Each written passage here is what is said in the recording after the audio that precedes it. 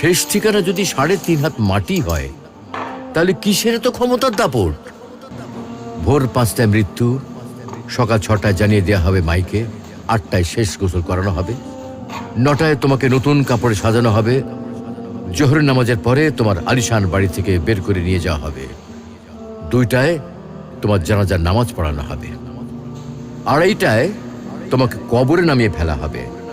মাটি দেওয়া শেষ হয়ে গেলে কেউ তোমার জন্য দোয়া করবে, আর কেউ চলেও আসবে।